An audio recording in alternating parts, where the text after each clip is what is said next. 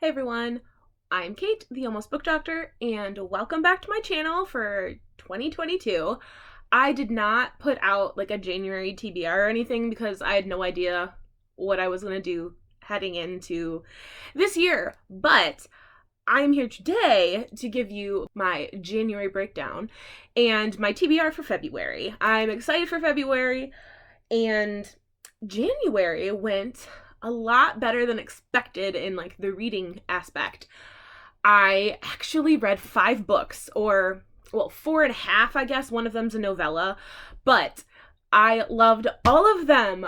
Every single thing I read was either like 4 or 5 stars.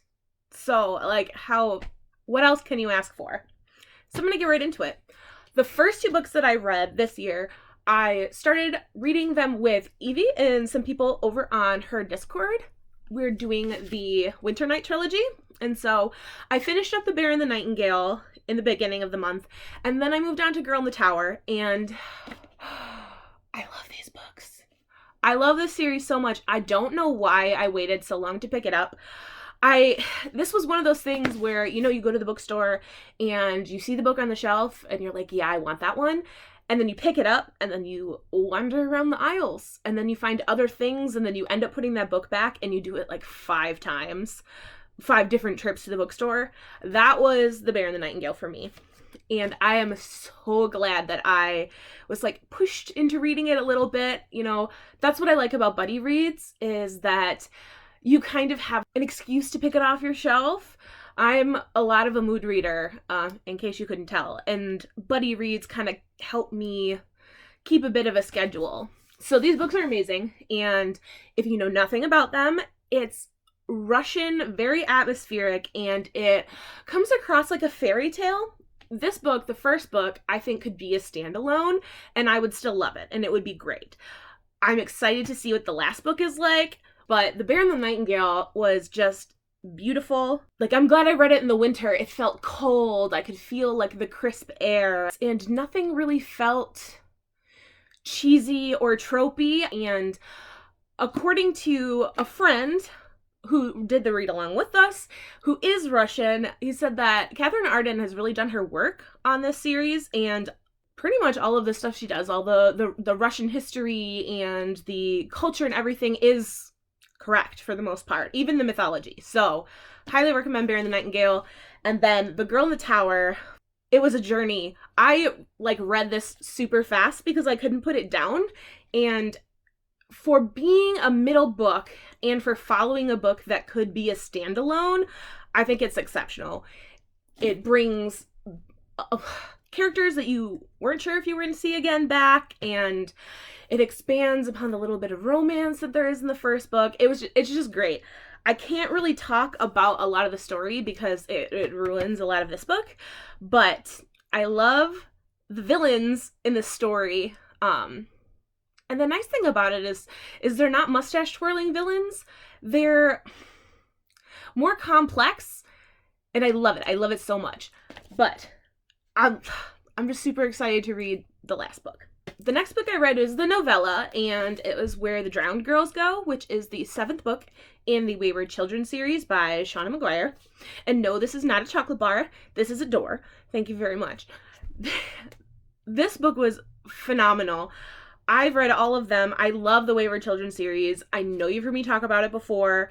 They're portal fantasy about a boarding school for children who have gone through doors to other worlds and been spit back out. And it's to help them kind of readjust to society, or a way station before they can try to find their door again and go back. This one follows one of our characters. Her name is Cora, and I love her so much, and I very much identify with her. And it's about her trying to force herself to get over what happened to her in her world, and on another journey that she took with other people to another world that wasn't where she had originally gone to. It's really hard because they're short, so there's not a lot you can say about the books, but each one, Shauna McGuire, she just touches on different subjects that are very difficult to talk about. She touches on all the different arrays of sexuality. She talks about abuse. She talks about emotional abuse. She talks about just things that a lot of writers either are scared to talk about or don't do with enough respect. And I feel like she does this really well. And in this book, she talks about something that's really personal for me, which is why I loved it so much. I will be posting a review of this one and the 6th book, kind of a combined review, sometime in the next few weeks, and I will just go in depth about that in that video. But if you like the Wayward Children series, definitely check out the 7th one. If you have read 1 or 2 of them and you're not sure if you really want to go on, like, I think it's really worth it. So, next book is a romance. It was a YA romance, and I have not read one of those in a really long time, but I had to pick it up, obviously, because it's called Anatomy, a Love Story. And this cover, let me tell you, when I bought this book, when I ordered it off Amazon, this was not on the cover. So I was very angry when this arrived because I got it on release day. Why this is on a book on release, I don't know. I digress. But her dress makes an anatomical heart, and I love that. And I'm not someone who usually looks under the dust jackets, but for some reason, I think I didn't want to like mess with it and I was reading on my couch or something. Look at this naked hardcover. This naked hardcover is beautiful. It's shiny. I don't know if you can see it, but it's just so pretty. It's very simple, but I love anatomical hearts. The heart's my favorite organ. And yes, I have a favorite organ. But anyway, this book was kind of perfect for me. It's about a girl in the mid to late 1800s, and she wants nothing else than to be a surgeon. And back then, doctors were respected, but surgeons were kind of seen as the, like, rough, sort of dirty medical providers. Like, people who are wealthy don't become surgeons. It's very, like, violent, because that's what surgery was like back then. They didn't really have anything to anesthetize you. They didn't have, very good sterile technique. They didn't have tools to do things in a way that wasn't sort of barbaric almost. And so she wants to become a surgeon and dresses up as a boy and ends up going to this anatomy class to get certified so she can take an exam that will allow her to be a surgeon. And she gets found out by one of the professors, and she gets told, like, you can't be here. I can't teach you in my class, but I'll make a deal with you. If you can pass the exam, then not only will I let you be a surgeon, I will let you be my apprentice, and I will allow women into my classes for the rest of forever. So that's a big deal. And so it's about her and her journey to become a surgeon, but also back then there were people called resurrection men, because you couldn't just, there weren't cadavers for people to study on. They dug up people's graves and sold them to, medical academies and stuff for people to practice on. And so she meets this boy who's also 17, around her age, who is a resurrection man. And so love blossoms, and it's really good. I gave this 5 stars. I think the prose is very straightforward. It was very easy to read. It has a little bit of magic in it, and I wasn't expecting it to be like that. I thought it was going to be like a historical set, like just love story, but it surprised me.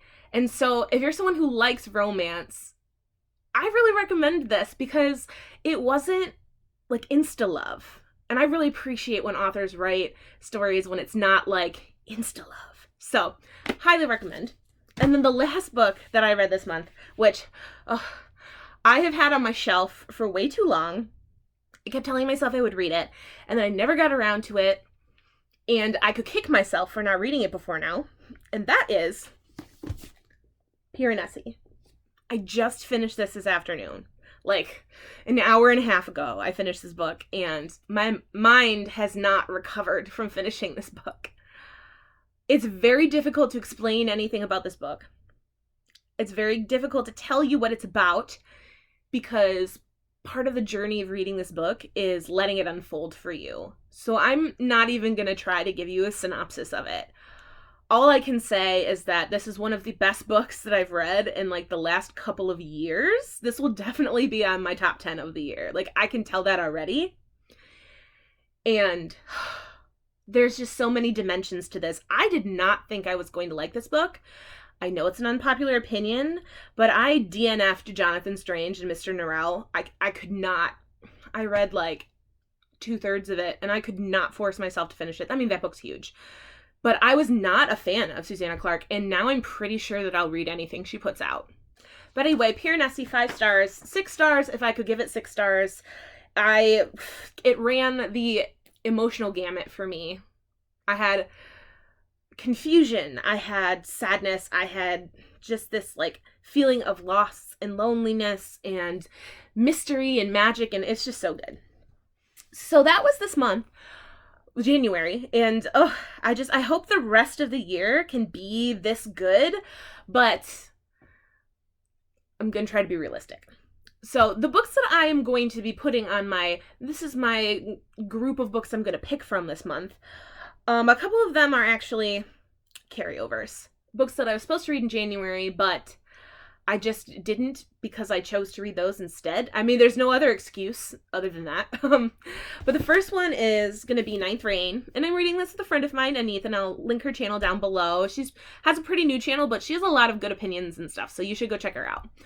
Ninth Reign, really cool, really hard to explain because it takes like all of these fantasy like tidbits and puts them all together. There's like vampires and wizards and like a plague and all sorts of really cool things that you don't think would all like fit together, but they do. I have actually started this and I really like it so far. I just kind of got caught up in Anatomy and Piranesi. So this one definitely I will read this month. I'm gonna start it I'm gonna keep reading it tonight. The second book that is a carryover this month is actually going to be Assassin's Apprentice. This is a reread for me. We're doing a hob read-along, a hob-along, if you will, over on Greg's Discord, which I will also link below. And we're going to be doing shows every month. I mean, I'm not going to be on the show every month, but the people who are reading it are going to do live shows talking about the books. And so I'm a little bit into this book, but I just didn't prioritize it last month because I have already read it. So I'm hoping to finish this. And then for February, we are going into Royal Assassin, which is my favorite book in the series and my least favorite book in the series, all in one, because this book, I'm not a violent person, but when I read this book when I was way, way, way, way younger, like junior high, early high school, it was the first book that made me throw it across the room. Oh, just Royal Assassin is so good. I can't wait to come back to it with older eyes. I mean, I read the first one, I was like 13 or 14 or something when I read it the first time through. And so I'm excited to see if I get the same feelings this time. So I'm looking forward to it. It's going to make me real angry. And then I'm going to be reading Winter of the Witch. This one I definitely have to get to. It's the last month in our Winter Night Trilogy read-along, and I'm hoping the snow sticks around long enough for me to still have this, like, atmospheric wonderfulness. I feel like stuff is really going to go down in this book, and I'm so excited.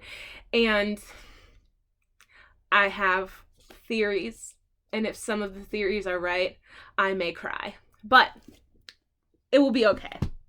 And the last book I'm going to read in February is actually nonfiction. I'm reading this with some friends over on Greg's Discord as well. They do a nonfiction book a month, and I have been really bad about keeping up with the nonfiction books, but this one I am particularly looking forward to reading because it's a very frustrating concept, and I don't know a lot about it. So it's called The Color of Law. It's all about how through various levels of government, the United States has continued to like propagate segregation in America through, you know, zoning, like house zoning districts and public housing and low income housing and all of that sorts of stuff, and how it just continues to push that segregation, not just by race, but also socioeconomic classes and things like that. Oh, I know I'm going to be really like upset when I read this book, but I think that it's going to open my eyes to a lot of things, and I'm looking forward to being more educated on this subject. So that is what I have for this coming month and what I did last month. It was great. I'm hoping that February is a winner for me. I know that it's February, the month of love or whatever. I don't have any romance books on here. I don't really know why. I just probably won't be able to fit them in. I'm not a huge romance reader, but I did read that one last month, so if I feel like I particularly really need some romance, I will probably pick up The Love Hypothesis, which was so generously gifted to me for my birthday by Alan and Christina over from the Library of Alexandria, so thank you very much. And yeah, I'm crossing my fingers that I can get as much read as I did with school. This might have just been like a burst of reading energy because I had 2 weeks off from school, but I'm looking forward to it, and I will see you again soon. Thank you for stopping by. If you are interested in any of these books or have read them and want to talk to me about them, comment section, come find me on Discord. Please like, subscribe. I would be ever so grateful, and I hope you guys have a wonderful night. Bye.